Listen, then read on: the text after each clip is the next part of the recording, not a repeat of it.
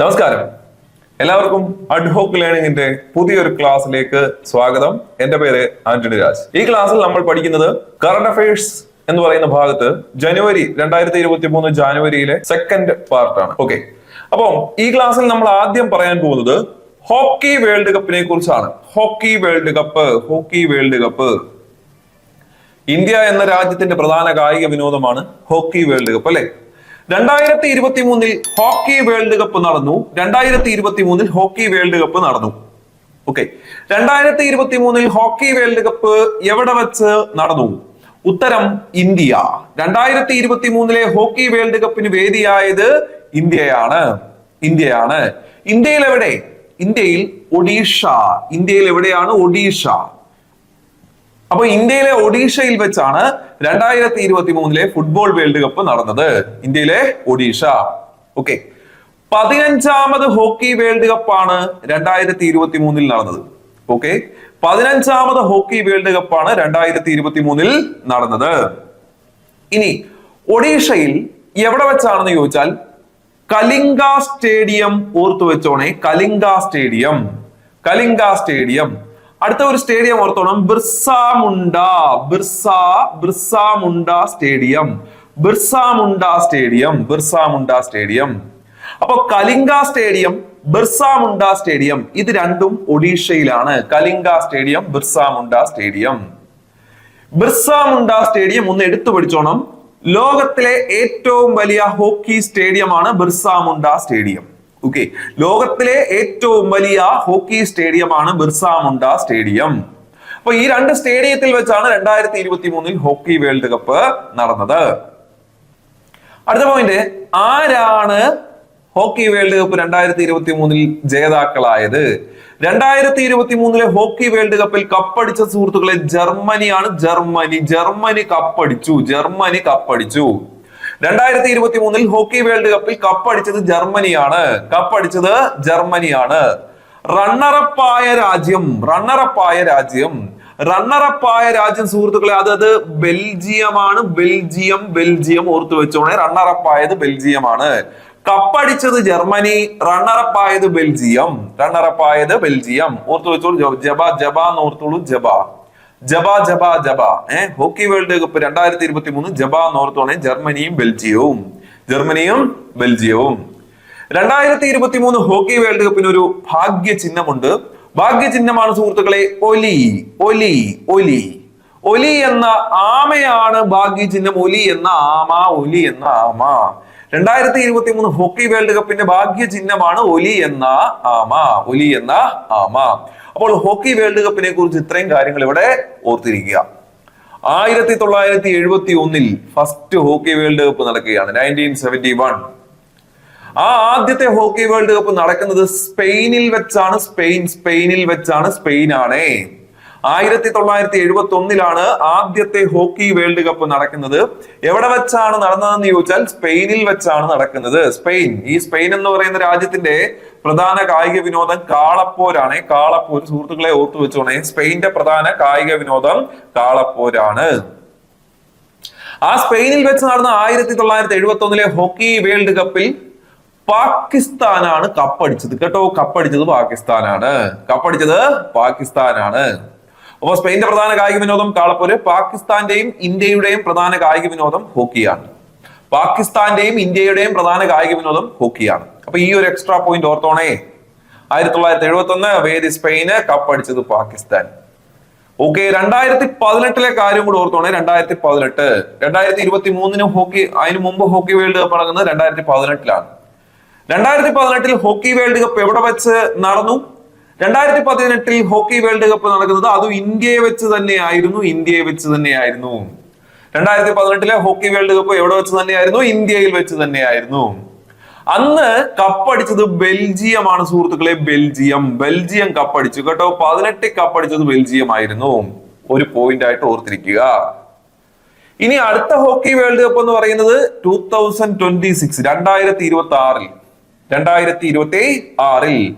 2026 hockey world cup എവിടെ വെച്ച്? 2026 hockey world cup എവിടെ വെച്ച്? ബെൽജിയമാണ്. വീണ്ടും ബെൽജിയം. ബെൽജിയം, നെതർലാൻഡ് എന്നിവയാണ് 2026 ഹോക്കി വേൾഡ് കപ്പിന്റെ വേദി. ഈ പോയിന്റോട് ഓർത്തു വെക്കൂ. 2026 ഹോക്കി വേൾഡ് കപ്പിന്റെ വേദി ബെൽജിയം, നെതർലാൻഡ്. Belgium, Netherland. അപ്പൊ ഹോക്കി വേൾഡ് കപ്പുമായി ബന്ധപ്പെട്ട് ഇത്രയും പോയിന്റുകൾ അത്യാവശ്യം ഓർമ്മയിലിരിക്കട്ടെ. ബാക്കി ഭാഗത്തിലേക്ക് വരാം, ശ്രദ്ധിക്കൂ. നീലക്കുറിഞ്ഞി എന്ന് കേട്ടിട്ടുണ്ടല്ലോ. നീലക്കുറിഞ്ഞി എന്ന് കേട്ടിട്ടുണ്ട് അല്ലെ? കേന്ദ്ര വനം പരിസ്ഥിതി മന്ത്രാലയം 19 സസ്യങ്ങളെ സംരക്ഷിത സസ്യമായിട്ട് പ്രഖ്യാപിച്ചായിരുന്നു. അതിലുള്ളതാണ് നീലക്കുറിഞ്ഞി.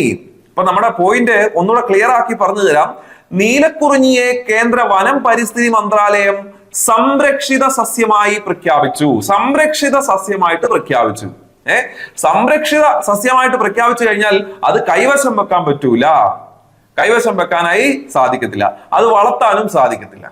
കൈവശം വെക്കുകയോ നശിപ്പിക്കുകയോ കൈവശം വെക്കാനും പറ്റൂല, നശിപ്പിക്കാനും പറ്റൂല, വളർത്താനും പറ്റൂല. നീലക്കുറിഞ്ഞി ഇപ്പൊ ഒരു സംരക്ഷിത സസ്യമാണ്. അത് കൈവശം വെക്കാൻ പറ്റില്ല, വളർത്താൻ പറ്റില്ല, നശിപ്പിക്കാനും പറ്റത്തില്ല. ഇതൊക്കെ ചെയ്താൽ എന്ത് ചെയ്യും? പിടിച്ച് ജയിലിലിടും. 3 വർഷം തടവ്, 25,000 രൂപ പിഴ. ഇതൊക്കെ കിട്ടും. നീലക്കുറിഞ്ഞി ശ്രദ്ധിച്ച് കൈകാര്യം ചെയ്യൂ. നീലക്കുറിഞ്ഞിയെ സംരക്ഷിത സസ്യമായിട്ട് ആര് പ്രഖ്യാപിച്ചു? കേന്ദ്ര വനം പരിസ്ഥിതി മന്ത്രാലയം. നീലക്കുറിഞ്ഞിയുടെ ശാസ്ത്രീയ നാമം ഒന്നോർത്ത് വെച്ചോളൂ.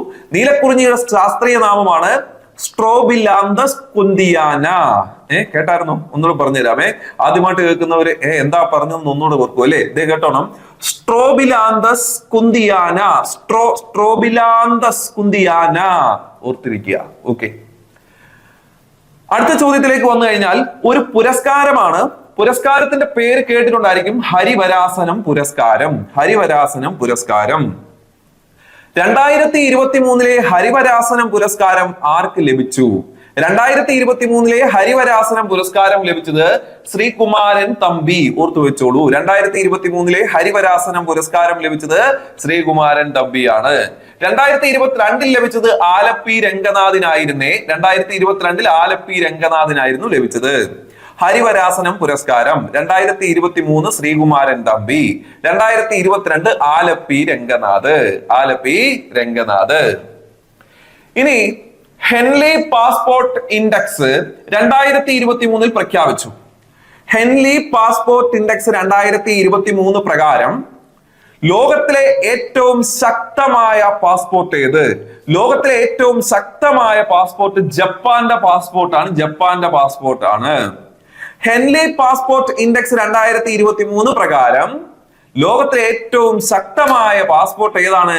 ജപ്പാന്റെ പാസ്പോർട്ടാണ്. ഇന്ത്യക്ക് എത്രാം സ്ഥാനം? അതെ, ഇന്ത്യക്ക് 80ാം സ്ഥാനമാണുള്ളത്. 80ാം സ്ഥാനം. ഹെൻലി പാസ്പോർട്ട് ഇൻഡെക്സ് 2 പോയിന്റ് ഓർത്തോണം. ജപ്പാനെ ഓർത്തോണം. 80ാമതുള്ള ഇന്ത്യയെയും ഓർക്കുക. ഓക്കെ, 2023. ഇനി അടുത്തത് കേന്ദ്ര മലിനീകരണ നിയന്ത്രണ ബോർഡ് പുറത്തുവിട്ട റിപ്പോർട്ട് പ്രകാരം, നമ്മുടെ കേന്ദ്ര മലിനീകരണ നിയന്ത്രണ ബോർഡ് പുറത്തുവിട്ട റിപ്പോർട്ട് പ്രകാരം 2022 ഇന്ത്യയിലെ ഏറ്റവും മലിനമായ നഗരം ഏതാണെന്ന് ചോദിച്ചാൽ ക്യാപിറ്റൽ സിറ്റിയായ ഡൽഹിയാണ്. 2022 ഇന്ത്യയിലെ ഏറ്റവും മലിനമായ നഗരം ഡൽഹിയാണ്. ആര് പുറത്തുവിട്ട കണക്ക്? കേന്ദ്ര മലിനീകരണ നിയന്ത്രണ ബോർഡ് പുറത്തുവിട്ട കണക്ക് പ്രകാരം. ഓർമ്മയിലിരിക്കട്ടെ. ഇനി വൈക്കം മുഹമ്മദ് ബഷീർ സ്മാരക പുരസ്കാരം 2023 പ്രഖ്യാപിച്ചു. 15ാമത് വൈക്കം മുഹമ്മദ് ബഷീർ സ്മാരക പുരസ്കാരമാണ് പ്രഖ്യാപിച്ചത്. 15ാമത് വൈക്കം മുഹമ്മദ് ബഷീർ സ്മാരക പുരസ്കാരം ആർക്ക് ലഭിച്ചു? എം മുകുന്ദന് ലഭിച്ചു. 15ാമത് വൈക്കം മുഹമ്മദ് ബഷീർ സ്മാരക പുരസ്കാരം ലഭിച്ചത് എം മുകുന്ദനാണ്. എം മുകുന്ദന്റെ ഏത് നോവലിനാണെന്ന് ചോദിച്ചാൽ നൃത്തം ചെയ്യുന്ന കുടകൾ ആരുടേത്? നൃത്തം ചെയ്യുന്ന കുടയൊക്കെ ഓർമ്മയുണ്ടല്ലോ. നൃത്തം ചെയ്യുന്ന കുടകൾ ആരുടേതാണ്? എം മുകുന്ദന്റേതാണ്. നോവലാണ്, ഓർത്തിരിക്കുക. നൃത്തം ചെയ്യുന്ന കുടകൾ എം മുകുന്ദന്റെ നോവലിനാണ്. അതിനാണ് വൈക്കം മുഹമ്മദ് ബഷീർ സ്മാരക പുരസ്കാരം 2023 ലഭിച്ചത്. ഒരു പോയിന്റ് ആയിട്ട് ഓർത്തിരിക്കട്ടെ. ഓർത്തിരിക്കുമെന്ന് വിചാരിക്കുന്നു. ജാനുവരി മാസം 21 ജാനുവരി മാസം 21 നമ്മുടെ വൈക്കം മുഹമ്മദ് ബഷീറിന്റെ ജന്മദിനം. അന്നാണ് ഈ പുരസ്കാരം നൽകുന്നത് കേട്ടോ. ഒരു പോയിന്റ് ഓർത്തോണം, ജാനുവരി 21 വൈക്കം മുഹമ്മദ് ബഷീറിന്റെ ജന്മദിനമാണ്. ഓക്കെ, ഇനി അടുത്തത് താർക്കികരായ ഇന്ത്യക്കാർ ആരുടെ കൃതിയാണ്? താർക്കികരായ ഇന്ത്യക്കാർ, താർക്കികരായ ഇന്ത്യക്കാർ. ഇങ്ങനെ കേട്ടപ്പോ മനസ്സിലായി കാണത്തില്ല അല്ലേ? ഇത് അമർത്യ സെന്നിന്റെ കൃതിയാണ്. അമർത്യ സെന്നിനെ അറിയാലോ? ഹൂ ഈസ് അമർത്യ സെൻ? അമർത്യ സെൻ ആരാന്ന് നിങ്ങൾക്ക് പറഞ്ഞു തരണോ? അമർത്യ സെൻ എന്ന് പറയുന്നത് നോബൽ സമ്മാനം, അതായത് എക്കണോമിക്സിൽ നോബൽ സമ്മാനം നേടുന്ന ആദ്യത്തെ ഇന്ത്യക്കാരനാണ് അമർത്യ സെൻ. എക്കണോമിക്സിൽ നോബൽ സമ്മാനം നേടുന്ന ആദ്യത്തെ ഇന്ത്യക്കാരനാണ് അമർത്യ സെൻ. ഇൻ 1998 1998 നോബൽ സമ്മാനം എക്കണോമിക്സിന് അദ്ദേഹം നേടി. അദ്ദേഹത്തിന്റെ കൃതിയാണ് ദ ആർഗ്യുമെന്റേറ്റീവ് ഇന്ത്യൻ. ഓർത്തു വെച്ചോണേ, ദ ആർഗ്യുമെന്റേറ്റീവ് ഇന്ത്യൻ. ആ കൃതിയുടെ മലയാളം തർജ്ജമയാണ് താർക്കികരായ ഇന്ത്യക്കാർ. ദ ആർഗ്യുമെന്റേറ്റീവ് ഇന്ത്യൻ ആരുടെ കൃതിയാണ്? അമർത്യ സെന്നിന്റേതാണ്.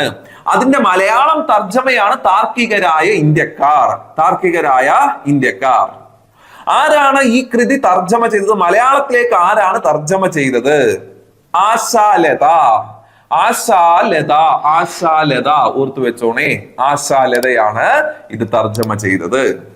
ഓക്കെ, അടുത്ത പോയിന്റിലേക്ക് വന്നു കഴിഞ്ഞാൽ youth festival, national youth festival, ദേശീയ യുവജനോത്സവം 2023 നടക്കും.